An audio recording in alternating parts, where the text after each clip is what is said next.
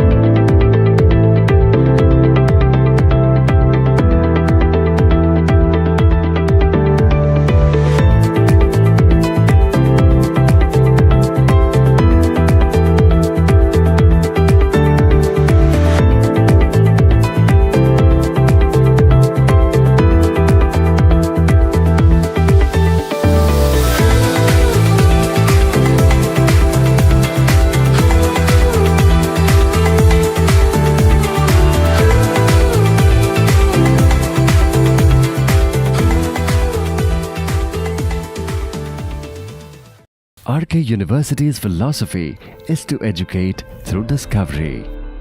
We shape thinkers and self-learners, making knowledge an exciting journey by opening new doors and steering into new horizons. Our students are a generation of tomorrow, a timeless tribe of change makers. RK University is the only state private university accredited by NAC, UGC in Western Gujarat region and ranked 4th across the nation in Swachh Campus Ranking 2018 by MHRD, Government of India. With a beautiful 100 plus acres pollution-free and green campus with modern infrastructure, RKU is a great place to learn and grow. At RKU, learners are the nucleus surrounded by a circle of learning, nurtured by hands of knowledge. By giving them a global exposure, we allow understanding to seep through project-based learning. They get their hands dirty, assess real situations, unfold new theories in our labs, and find holistic answers to every hurdle that comes their way.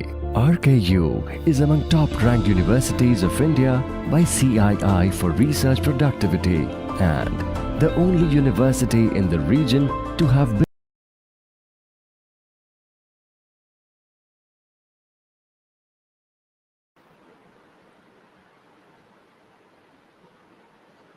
Ladies and gentlemen, it's my pleasure to introduce Dr. Mihir Thakkar, who will be delivering an expert lecture on Pharm D Perspectives, Elevating Pharmacovigilance for Safer Healthcare as part of our esteemed webinar series. Dr. Thakkar is a highly accomplished professional in the field of pharmaceuticals with a strong academic background and extensive industry experience. He completed his PharmD degree from Sumandip Vidyapith, where he gained in-depth knowledge and expertise in pharmacology, therapeutics, and patient care. Following his education, Dr. Thakkar worked as pharmacovigilance officer at Lambda Therapeutics for 2 years. During this time, he actively contributed to ensuring the safety of medical products by monitoring and evaluating adverse drug reactions, collecting and analyzing safety data, and implementing risk management strategies. His valuable insights and dedication to pharmacovigilance made him invaluable asset to the organization. Currently, Doctor Thakkar serves as medical writer at Product Life Group, where he utilizes his strong background and exceptionally communication skills to create accurate and engaging content. Through his role, he effectively communicates complex medical information to diverse audiences, including healthcare professionals and regulatory agencies. His expertise in medical writing and pharmacovigilance makes him a good resource in the industry. With extensive knowledge and practical experience, Dr. Thakkar is poised to deliver an insightful lecture on elevating pharmacovigilance for safer healthcare. His expertise in identifying and minimizing the risk associated with the medical products will provide a valuable perspectives on ensuring patient safety and improving healthcare outcomes. Please join me in welcoming Dr. Mihir Thakkar as he shares his expertise and enlightens us on the crucial role of pharmacovigilance in promoting safer healthcare. Hello everyone, a very good morning. I'm very sorry I was late. I was caught up in a meeting. Thank you so much, Dr. Kushal, for this lovely introduction. So, as you all know, today we are here to discuss about the role of pharmacovigilance and how pharmacovigilance can elevate a safer healthcare.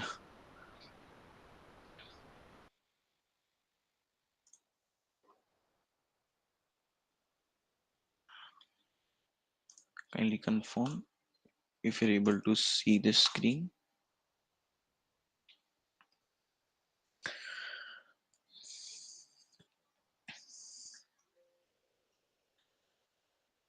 Are you able to see the screen? Hello? Hello? Yes. Okay. So, what is pharmacovigilance? So, I am sure everybody who has joined here are of PharmD, and then we have this in our curriculum about the basics of pharmacovigilance.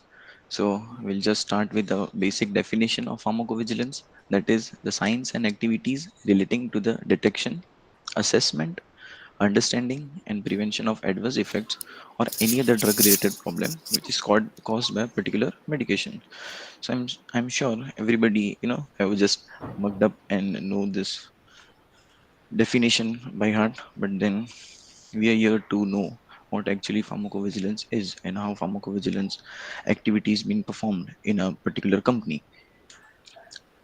So before starting, I would just like to brush up with the basic definitions about what actually an adverse drug reaction is. Right?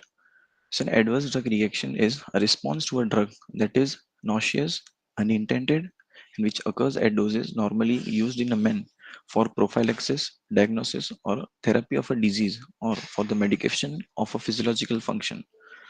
So, what this particular thing wants to convey is an adverse drug reaction is if a patient is consuming any particular medicine and he or she experiencing any adverse event or any obnoxious or unintended event, then that particular event is known as adverse drug reaction. Now, what is the difference between an adverse drug reaction and an adverse event?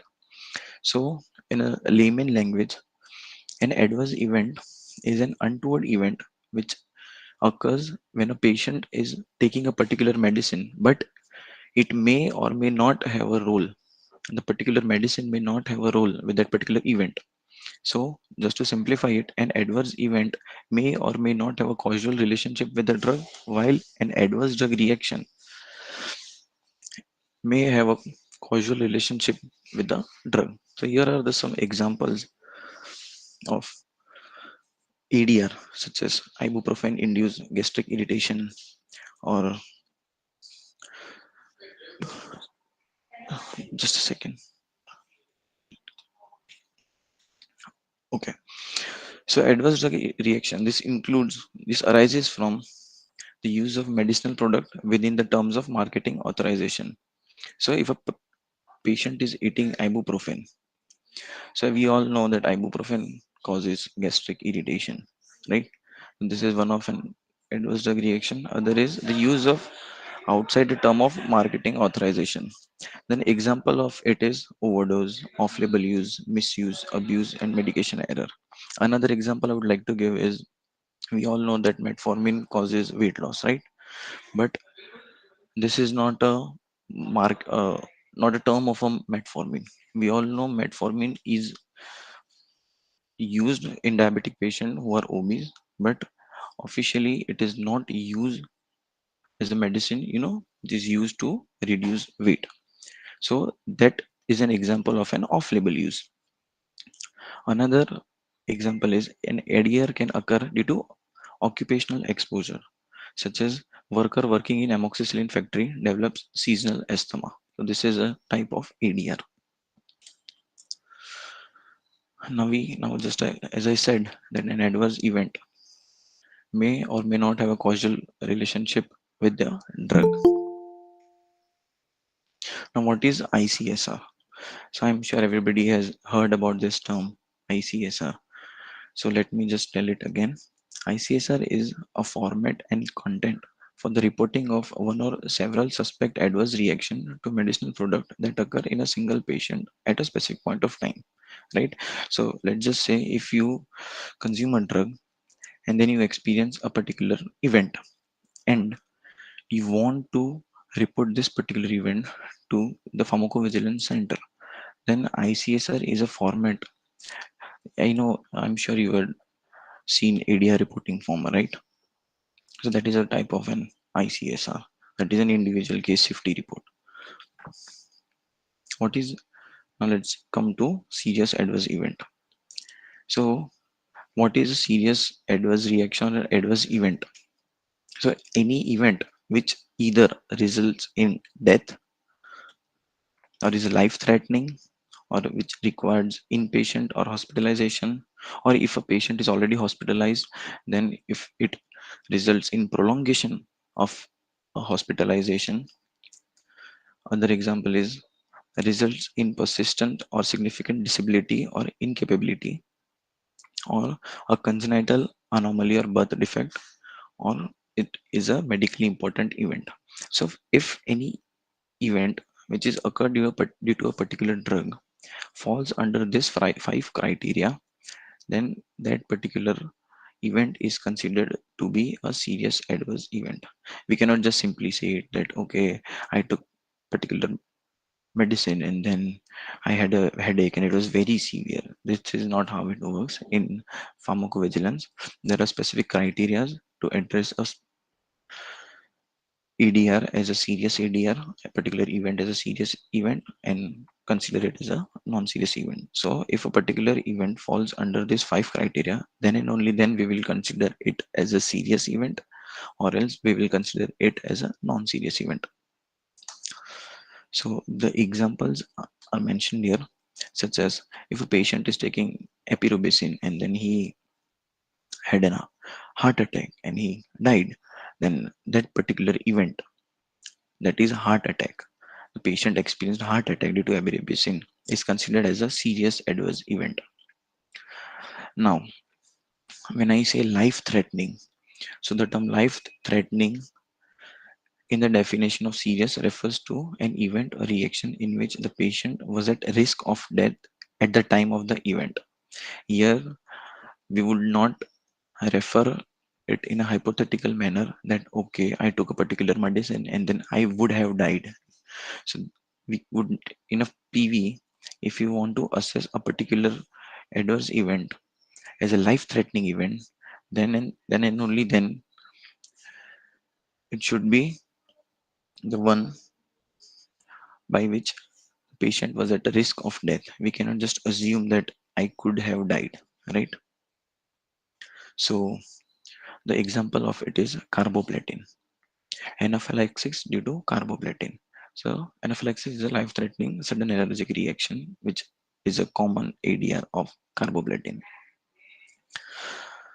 Third is an event due to which it requires hospitalization. So if I, let's just say I took a particular medicine and then because of it I had severe diarrhea or I had dehydration and due to which I have to get hospitalized.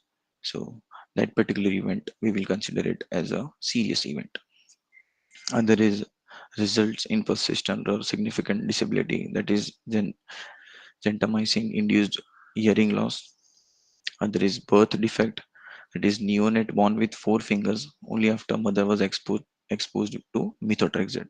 So we come across a lot of cases in our company where the patient takes methotrexate and then the fetal, the adverse reactions are often seen in the fetal as well or the newborns. And other is medically important event. So there are set of events which are listed by the government of India which are listed as the medical important event.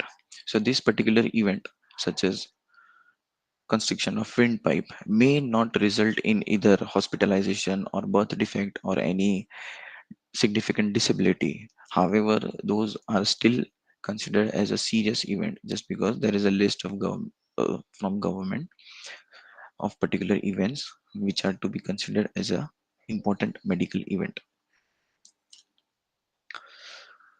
So now let's come to the expected ADR. So so before going to this, let me just give you a brief about what is expectedness and unexpectedness. So I'm sure you know when a particular company wants to manufacture or wants to commercialize a particular product in the market, and that particular company has to undergo different clinical trials. Yes. So when a particular product is in a clinical trial, I'm sure you must know there is a document known as investigational brochure, right? Similarly, when a particular product is authorized or should I say commercialized to be sold in out in the market, then the particular company has to prepare a product label or PI, which is known as PI, or you can also say it SPC. SPC summary of product characteristic. So this particular product is particularly a monograph of all the product, starting from the name, ingredients, use, posology, side effects, mechanism of action, name of the company, the date at which the authorization was granted by the government, and last but not the least, the date at which this particular document was released. So this document is updated on time to time basis. We'll come across that in the later section of this lecture. So coming back to this expected or known ADR. So if a particular adverse drug reaction, let's just say uh, you get a case report in which there is a report in which a patient says that he or she has experienced uh, discoloration of teeth due to tetracycline, right? So we all know that tetracycline acts as a chelating agent with milk, and then there is discoloration. So this is a known ADR, right? So all the known ADRs are already mentioned in this particular document. Now, if you come across another patient who tells that okay, he or she had experienced a heart attack due to tetracycline, but as per the preclinical data and the clinical data, heart attack is not caused by tetracyclines. So, but now the patient or the particular doctor is telling you that this particular event has occurred because of tetracycline only, then that particular event is labeled as an unexpected or unknown ADR. And if a particular event which is being reported by a patient or a doctor is already present in this particular SPC or PI, then that ADR will be known as expected ADR. So an ADR which is consistent with the term or description used in product labeling is known as expected, which is not consistent with the term or description used in product labeling is known as unexpected ADR. And summary of product characteristic. It is a monograph for medicines written and updated by pharmaceutical companies based on their product research and knowledge. So like I said, this is a particular document which consists all the details of a particular product and which is updated on time to time basis. If a company identifies a new ADR which is occurred due to a particular medicine, then this product information or SPC is updated on a time to time basis. Now, what is the significance of pharmacovigilance? So, before receiving a marketing authorization, a medicine's safety and efficacy must be assessed and approved by the regulatory authority, which are based on the results from clinical trials. So, trial participants are selected according to the stringent inclusion and exclusion criteria and followed up very closely under controlled conditions. So, we all know that if you have conducted a particular clinical trial, then the patients or the participant which are enrolled in a particular trial are very selective based on the inclusion and exclusion criteria. So the details about the side effects or about the adverse drug reaction which we receive during the clinical trials are very limited. I would say they are very limited because of this particular reasons, because of inclusion exclusion criteria. In a clinical trial we do not enroll genetic patients or patient with comorbidities, so we won't know the reaction of a particular medicine and how the particular medicine would up- affect in a patient having comorbidity, or how would a particular medicine would affect a genetic patient, or how would it affect a patient who is taking a particular medicine for a longer period of time, right?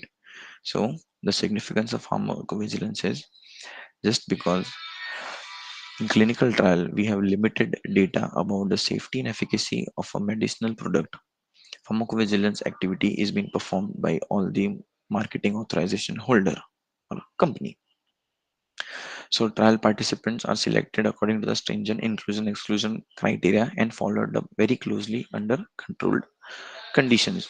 Not all safety issues are identified or addressed in clinical trial due to various reasons in clinical trials, such as, like I said, limited study group, effect on heterogeneous population if used for a longer period, effect on concurrent disease, effect on conmed under real world condition, and identification of rare and very rare adverse drug reaction. So we all know that clinical trials are conducted in few thousand patient only. But what about the side effects which occur one in thousand or one in 10,000? Or I'm sure you would have heard in hospitals or around you where people say that okay ये event तो हजारों में एक कोई होती है, you know. So how would one know that this particular event is because of this particular drug only? Because clinical trial is performed in a very limited group of people. So pharmacovigilance activity is performed since day one, where the particular company has gained marketing authorization for a particular medicine till the time this particular medicine is in the market. Let's just assume that Sun Pharma wants to uh, commercialize or wants to sell paracetamol, and since the particular paracetamol has been authorized in the market, Sun Pharma has to conduct pharmacovigilance activity till the time the product is available in the market, be it 10 years, 20 years, 25 years, 100 years from now. Till the time the particular product of a particular client or a marketing authorization holder is in the market, it needs to conduct its pharmacovigilance activity so that the identification of rare and very rare adverse reaction we can know. Now, aim. So, what is the aim of pharmacovigilance? The aim of pharmacovigilance is to maintain a robust monitoring system for new safety issues. That is, to develop a robust mechanism where any new safety issue or event is identified, validated, and eliminated or reduced. So, pharmacovigilance is a robust system where if you identify a particular event is occurring due to a particular medicine which is already available in the market since years, but now that a new safety issue or new event has been identified, then how this particular event should be identified as that actually this particular event is because of a particular medicine and not because of any conmed. Pharmacovigilance teaches about the validation of a particular event. First we identify it, then we validate it, and then we try to eliminate or reduce or come over a particular event which is occurring due to a particular medicine. So the aim of pharmacovigilance is to maintain a robust monitoring system for a new safety issues. Second is implement effective approaches to minimize the risk. So we all know that methotrexate has a lot of side effects, right? So even though it has a lot of side effects, still it is out there in the market. Why? Just because of the risk benefit ratio of a particular product. So when the risk benefit ratio of a product, when the risk outweighs benefit outweighs the risk, but the risks are serious one, then through pharmacovigilance activity we can develop effective approaches to minimize it. So what are these approaches by which we can minimize the risk of a particular event or adverse reaction?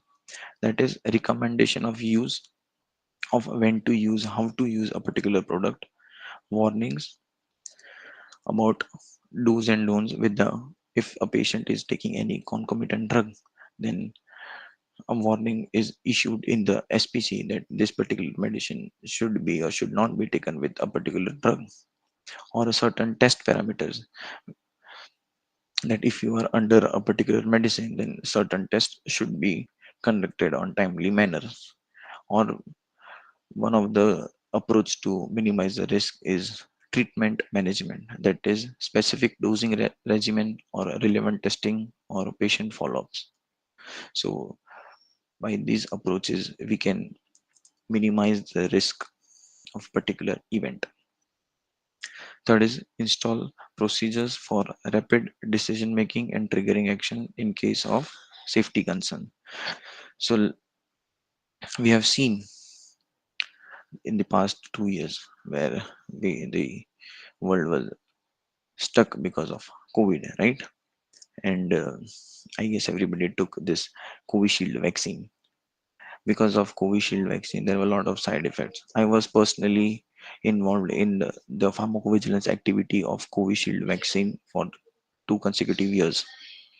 So we used to get phone calls, or we used to get ADRs, from patients, from doctors on a daily basis. We used to receive thousands and thousands of phone calls on a daily basis. So when there is this type of an emergency situation, so through pharmacovigilance, we can install procedures for rapid decision making and triggering action in case of any immediate safety concern where an action is to be taken promptly. Now, through pharmacovigilance, we can detect signal. So here signal means any reported information on a possible causal relationship between an adverse event and a drug, the relationship being unknown or incomplete documented previously. So signal basically means that emergence of a new safety issue or an adverse event. So let's just say I'm working for Sun Pharma and I am receiving a particular report on a daily basis for an X drug, let us say paracetamol. Now, when I am as a part of pharmacovigilance activity, when I'm assessing these all reports, I'm realizing it that people have started experiencing nausea because of paracetamol. This is just an example. So people have started experiencing nausea. So in a particular time frame, if let's just say from January 2023 to December 2023, we have received 1000 cases of, or 1000 ICs reports of paracetamol, where people had experienced different events because of paracetamol. After which I've noticed that there are 100 of patients, 100 or maybe 150 patients who are experiencing nausea, and now this nausea is not labeled or not mentioned in the SPC.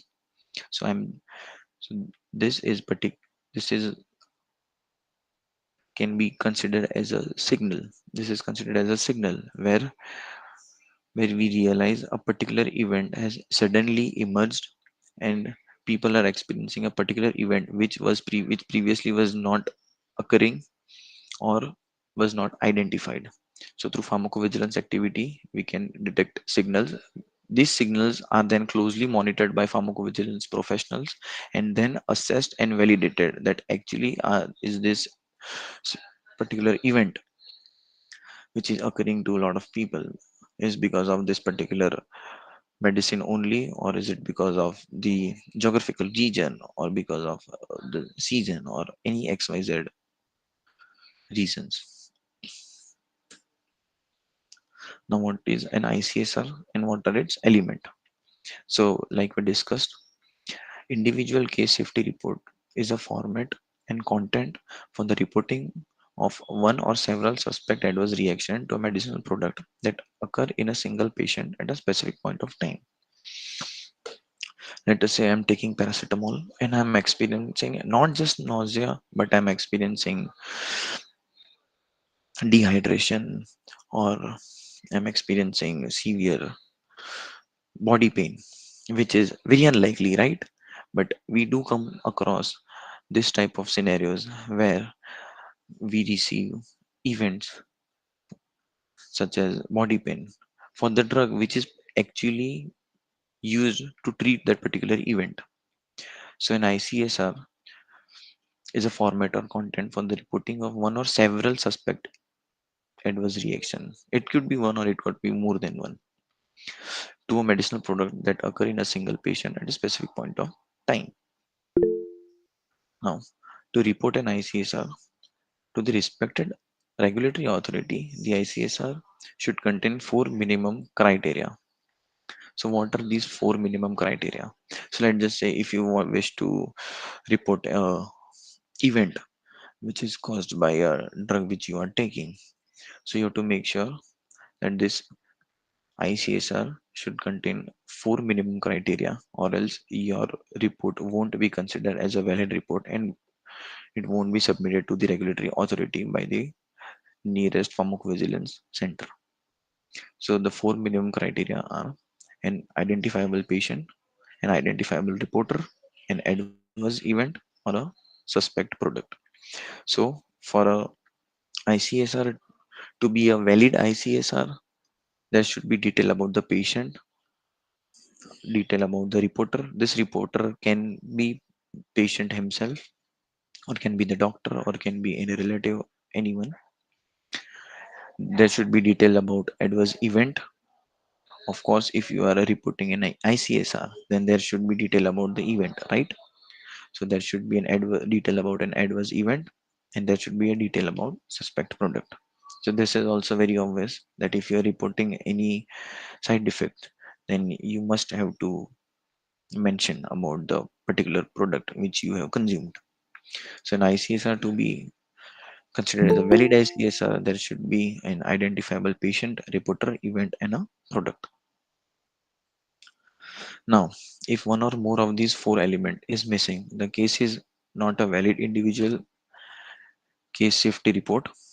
Although there are no exceptions to this rule, there may be circumstances that may require a judgment call. For example, the term identifiable may not be clear cut.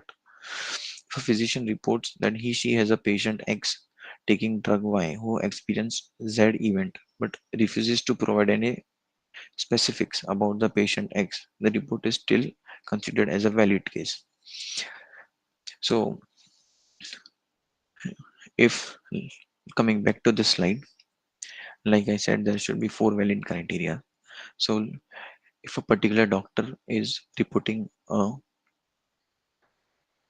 event which he has experienced in a patient which he or she is treating, then when a reporter, which is a doctor who is reporting to the nearest pharmacovigilance center, but he's not sure about the name of the patient, or he's not sure about any age or sex or any descriptive appearance of the patient, but however the reporter has medical reports of a particular patient, so that can be used as a identifiable patient, that even okay, even though the doctor does not have the details of about the patient, but the patient actually exists because he has the reports of him. So in this scenario, we can consider this type of case as a valid case. But if a reporter can't recall the name of a drug they were taking when they experience an adverse event, this would not be a valid case. So if you want to report, but then you don't know the name of the drug, if you're not sure about the drug, then that case cannot be a valid case, right? If you're reporting something, but then you don't know why this particular event is happening, or this particular event is occurring due to which particular medicine, then there is no use of submitting those cases. So this type of cases are not considered as a valid case. So this concept also applies to adverse event. If a patient states that they experience symptoms but cannot be more specific, such a report might technically be considered as a valid but will be of very limited value to the pharmacovigilance department of company or to drug regulatory authorities. So here what is said that if a particular patient cannot recall that what event was occurring to him or her when he or she took the particular medicine, if someone is not able to recall what he or she was experiencing while taking the product, then there is no use of reporting that case, because ultimately if you are not aware only of what event or what did you experience after taking that drug, what obnoxious event has occurred, then there is no use of submitting that case. And so this type of case is considered as a non-valid case, and that will be of no use to the pharmacovigilance department or to the regulatory authority.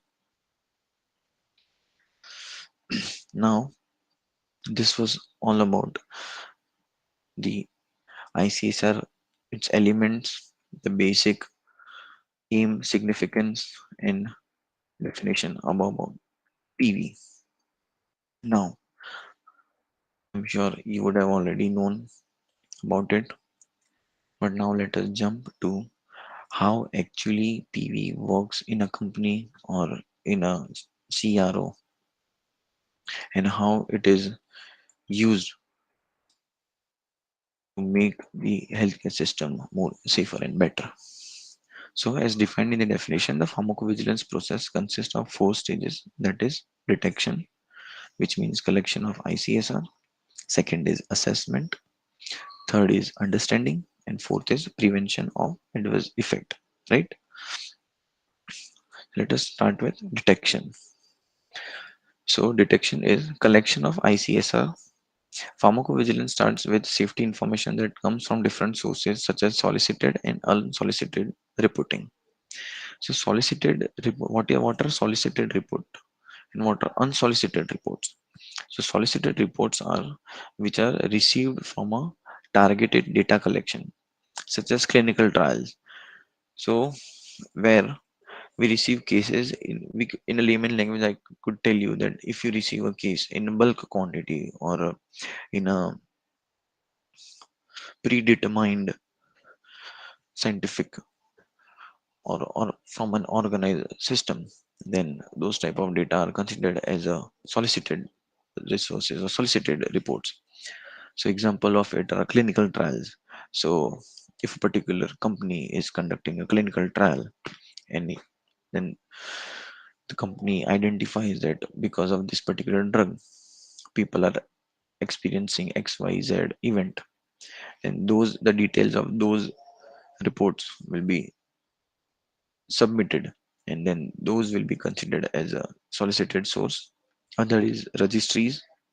Registries can be clinical or publical, such as I'm sure in college you might have seen where the students goes for surveys, and then the details which we get from those surveys are considered as one of the solicited sources. Other are personalized programs from non-registered drug administration, and one of the example which is not mentioned here but can be an NGO. So different NGO, the NGOs which are treating AIDS patient or a TB patient or any patients. So these NGOs, the details which we get from these NGOs can be considered as a solicited sources. And what are unsolicited sources? So these are received without request or spontaneous in nature, such as from consumer or patient, healthcare professional. Let's just assume I took a particular medicine and then I experienced an event, and then I'm reporting it to the health authority, the regulatory authority, or to the particular company of which the medicine I have taken. Then this type of report can be considered as an unsolicited resource. Or there is a healthcare professional. If your doctor is reporting any event which you have experienced to the healthcare authority, then that can be considered as an unsolicited. Another example is literature reports. So the case report which we normally publish. So these are also a source by which we can identify cases. So these are also an example of unsolicited resource. Then license partners. License partners here means uh, what happens in a company that a particular product is being manufactured by an X company, but then it is marketed and sold by a Y company, right? So if a particular patient reports the event to the company who is marketing but not manufacturing, then it is a duty of the company who is marketing to provide the details of these ICSR to the one who is manufacturing, right? Because ultimately the one who has the license of a particular product needs to conduct the pharmacovigilance activity. So these license partner also serves as a source of ICSR. Other example is lawsuits. So I'm not sure if you heard or not, but then recently we in news we heard about Johnson and Johnson was sued for the carcinogenic effect which was occurring from its product. So and a lawsuit was taken against the particular company. So if I am suing someone that okay, I am experiencing X event because of your product, and then I, you know, I had to hospitalize myself or my relative died because of this particular event which occurred because of a particular drug. So this type of legal cases are also a source of unsolicited reports. And other is internet. Nowadays we see that we receive cases in the via email or via digital platforms such as Twitter and all the other platforms. So the reports which we received from internet or other media such as Telegram or fax, this type of report also serves as an unsolicited source.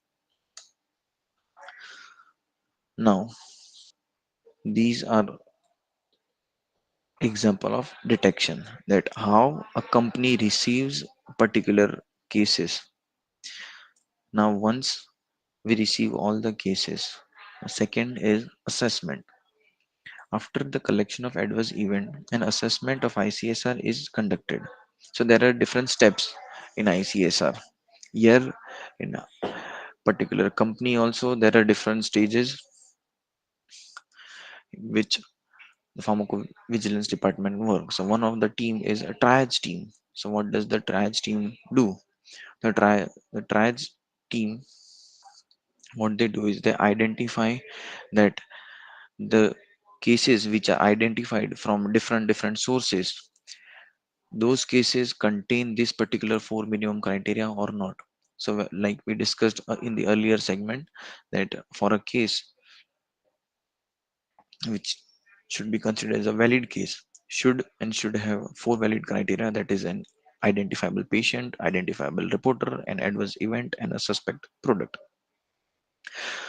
So this triage team, or the person who is in the triage team, will assess this case and will make sure that particular case contains this four minimum criteria. If this if a case does not have four minimum criteria, if a case does not have an identifiable patient or identifiable reporter or a product, then those type of cases won't be forwarded to the further stage but will be kept in the triage team only. Once the cases are assessed for the four minimum criteria, the ICHR is passed on to another team, that is the data entry team. I'm sure people have, the ones who are in the internship, the students who are in their internship would have downloaded LinkedIn, right? And then you would have come across many different positions in the field of pharmacovigilance, such as drug safety associate or pharmacovigilance officer. So this the person who does the data entry or data coding, he or she is tagged or named as a pharmacovigilance officer or a data scientist or drug safety associate. So, coming back to the topic, once the case is assessed for the four minimum criteria, the case is forwarded to the another team. Another team, what the team will do is, let's just say I've received a case via email. The patient has received emailed me everything about the drug, about the event, about the reporter, and about the medicine. Then the team, what the team will do, the team will code this particular information in a standardized terminology which is known as MEDRA. So this MEDRA is the medical dictionary for regulatory authority. So MEDRA consists of a standardized medical coding such as there are specific codes for any event, specific codes for the report, specific code for disease. So the logic behind coding this information is uniformity. Let's just say you have received a case where a patient is telling you that okay, I have taken an aspirin, where another person receives a case where he or she was told by the patient that I have taken acetyl salicylic acid. Now we all know that both are same only, right? So just to maintain uniformity, all the details are coded via MEDRA. So MEDRA is a basically medical coding dictionary through which we code all the details in a software which is used by a particular client. So this software, the person who does the data entry codes all the details about the case in the form of MEDRA in a particular in a Argus or RSG or any database which a company is using. The purpose of medical coding is to convert adverse event information into terminology that can be readily identified and analyzed. Every medical company maintains its own safety database such as Argus, RSG, PVH, etc. After case validation, the safety associate enters slash codes the safety information into the database. The further process in the data entry includes seriousness determination. So, like we discussed earlier, if a particular event which is reported by the patient, if it falls under the five criteria, that is, if a patient died or if the event was life threatening or because of the event the patient had any significant congenital anomaly or the patient was if the event was any medically important event, then the case would be assessed as a serious case. So here, if the event falls under the five criteria, then the person who was coding or the medical coder or the data entry person will code the case as a serious case. Or if the event does not fall under the serious criteria, then the data entry person will code the case as non-serious event, non-serious case. Now, coding of adverse event using Mentra. So, like I said, all the events, all the details of the medicine, all details about the reports, everything is coded using Mentra. And after that, once the coding is completed, the case is forwarded to the medical review team. Medical review team consists of a medically qualified person. So this team, what they will do is they will do the causality assessment. So what is causality assessment, right? So causality assessment is to check whether the particular event has actually occurred due to the particular product or has it occurred because of any other reason such as other conmed or because of any other disease, or has it occurred because of drug interaction, has it occurred because of drug food interaction. So this medically qualified person will assess the causality, that is the role of a drug and an event. If a particular event has been assessed that as possible that yes, this particular event is occurred because of this particular product, then and only then the case will be submitted to the authority. Because it happens that we receive different emails or different cases where it is mentioned that the patient had experienced fever after taking paracetamol. So that is not the case. Now when we receive such type of cases, the case and such type of cases has all the four valid criteria, then the case needs to be logged into the database as it is a valid case. But then we all know that one cannot experience fever because of paracetamol. So what medically qualified person will do? Medically qualified person will assess the case and do the causality assessment. This causality assessment is normally done on the basis of WHO causality scale. I'm sure everybody knows the WHO causality scale. So if a medically qualified person feels that this particular event is not because of the product, then he will assess the causality as unrelated or not likely, and the case will be it will not be submitted to any database. Now, once the causality assessment has been done, the case will be forwarded to the query process, that is quality check or quality review stage. So the quality review process will again go through the entire case, will cross check it with the email which was initially received. So this email is known as a source document. So the quality check person, what he will do, he'll check if the person who has done the data entry has, he'll cross check that he or she has done any mistake or not. If there are any error in a particular coding section, then the case will again send back to the person who did the coding, and then the discrepancies need to be clarified. If there are no queries, or if there are no any discrepancies in the case, then the case will be forwarded to the medical review. Medical review will again do causality labeling and provide the comment. So this comment, company pharmacovigilance comment. So this comment would be that yes, the particular medicine, a particular event is occurred because of this medicine. A particular event is not occurred due to the particular medicine. Once this MR judgment is completed, then the case will be closed.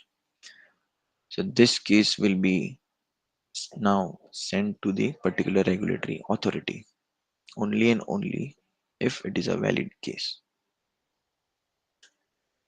Now, another scenario is if MR feels that the particular event is not because of a particular product, then that case won't be sent to the particular authority. Now, understanding the drug safety profile. So, what we discussed was ICA, about ICSR, that is individual, that is about one single case, that how a case is received to a particular pharmacovigilance service provider, and how the pharmacovigilance service provider passes the case to different teams, and how different teams acts on it. Once the case is closed, the aggregate, now there is another team, that is an aggregate team. So what aggregate team will do? Aggregate team will work on that case and then fetch all the details about the case of, that molecule wise, that okay, uh, how much cases we have received of paracetamol within last 6 months or within last 1 year, and then the aggregate report team will assess all the events. So let's just say we have received 1,000 case of paracetamol within 1 year, and there are different reports. Some had event related to cardiology, some had event related to endocrine, some had reported, patient had reported event related to skin disease or skin allergy. Then this particular aggregate report team, what they'll do, they will assess each and every case of a particular molecule, and then they will evaluate that okay, according to the SPC, certain events or certain adverse drug reactions are already mentioned. But what about the drug event, or what about the adverse event which are not mentioned in the SPC? So, aggregate data reviewer will closely monitor all the events which are not mentioned in the SPC and will provide a benefit risk analysis report, which is known as PEBRER. This report is also monitored by a signal team. So every company who has a product which is paracetamol, so they will all provide a signal report and then submit it to the regulatory authority. So let's just assume that Sun Pharma is manufacturing paracetamol, Zydus is manufacturing paracetamol, Cadila is manufacturing paracetamol. Then all these company will, as a part of pharmacovigilance activity, they have to provide this particular report to the government.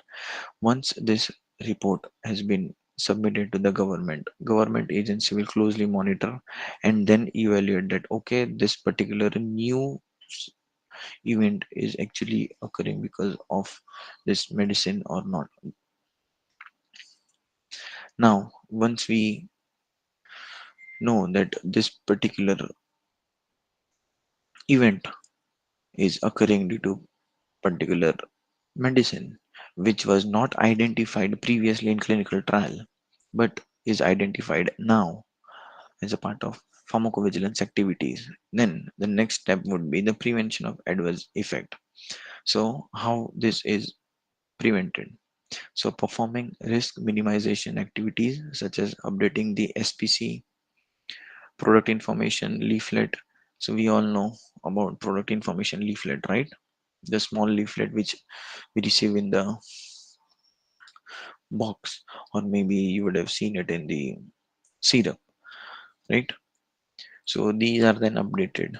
So let's just assume that a particular event which was not identified before and is identified now, then the company needs to update the leaflet and the SPC again and add the particular event which is identified now. The packaging of the product needs to be updated if any safety emerging issue has been identified. If you identified that this particular product should be kept in cold storage and not in hot storage, earlier it was mentioned that it can be kept in cold and hot both, but now we have realized that it cannot be kept in hot but needs to be kept in cold, then the packaging of that particular medicine should be updated, right? There are certain adverse reactions where the patient needs to be educated. So as a part of pharmacovigilance activity, the pharmaceutical companies, they do arrange different patient education programs and different CMEs for physician education program. I'm sure everybody knows about CMEs, right? So these are all the different risk minimization measures which are taken by the companies, which identifies any new adverse event which is occurred due to a particular drug. Once this risk minimization activities are performed, the activity does not end here. As a part of regulatory rules, this risk minimization activities needs to be monitored again. It is not like that you have updated the SPC and a product, you have updated the leaflet and you have conducted few education programs and physician CMEs and physician education programs and then your work is done. No, it is not like that. Now the company needs to monitor the risk minimization activities till the time the product is in the market and to check if the implemented measures are performed as guided or not. So, like I said, that we know that tetracyclines uh, cause chelating agent when used with milk. So it is educated that okay, you should not take certain, you should not have certain thing with tetracycline. So that is a type of risk minimization measure or risk minimization activity. So through pharmacovigilance activity, we can identify adverse reaction. We can validate that okay, this particular event is actually because of a particular product. Then we can finally prevent the adverse reaction. So that was all from my side. If you have any question or suggestion, please don't hesitate.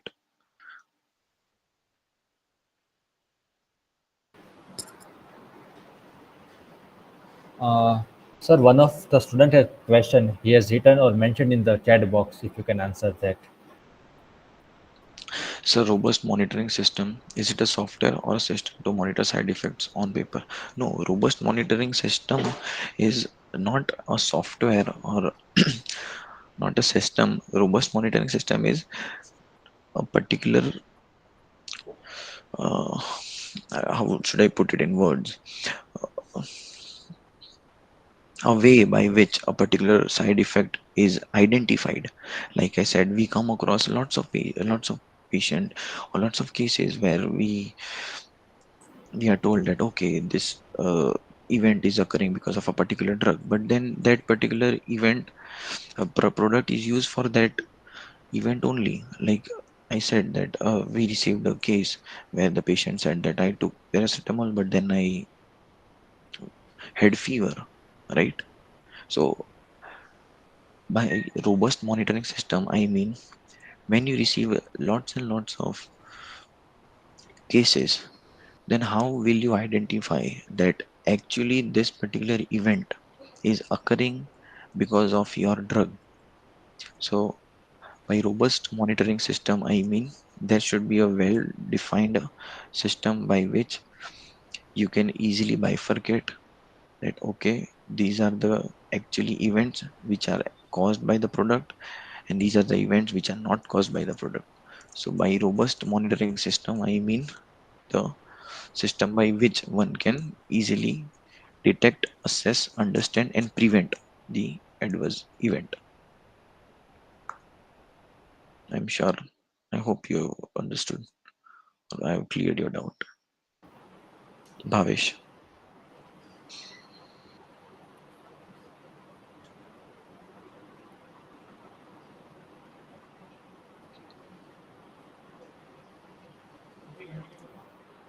Okay, thank you, sir, for your valuable time and words. I know it will surely help all the students in their future guidance. Now, we would like to appreciate you with a token of gratitude.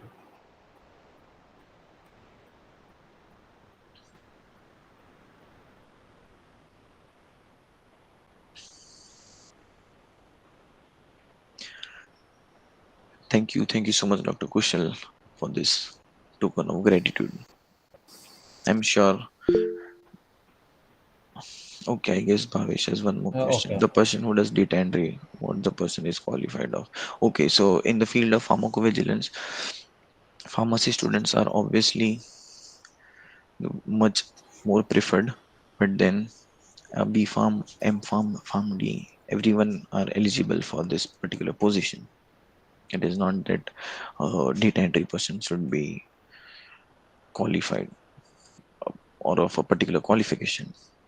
A B Farm student can also be, but yes, practically the salary depends on the basis of your experience and your education. So there might you might see that there is a person who is qualified as a master of pharmacy, and then there is a person who is qualified as a bachelor of pharmacy. Both might do same job, but then you know there would be definitely difference in their salary. So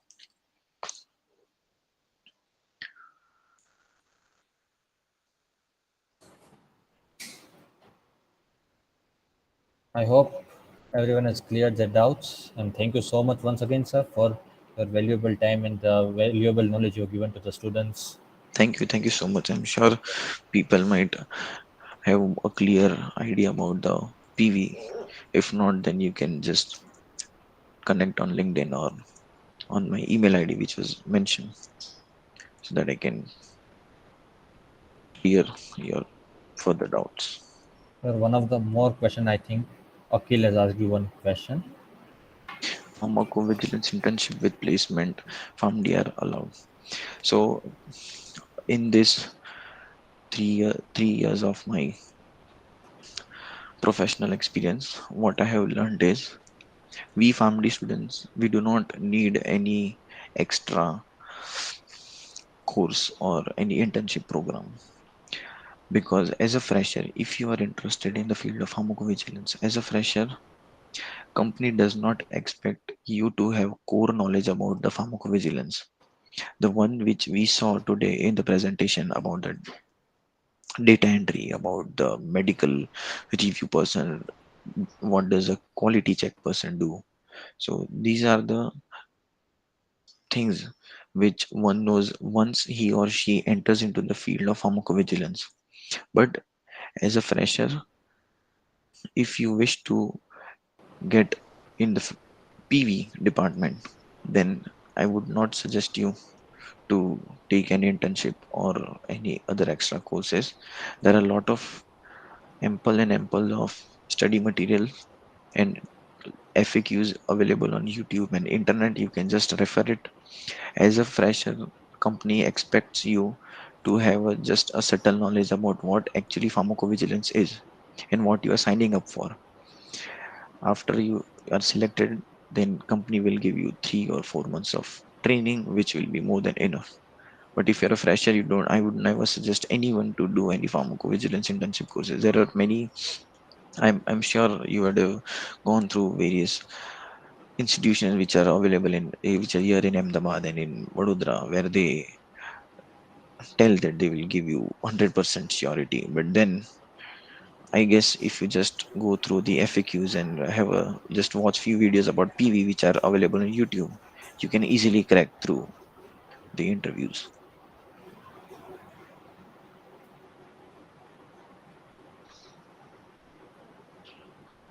Okay,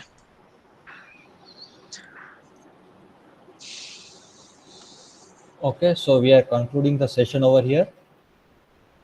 thank you so much, Please everyone. yes, and kindly fill the feedback link mentioned in the chat box.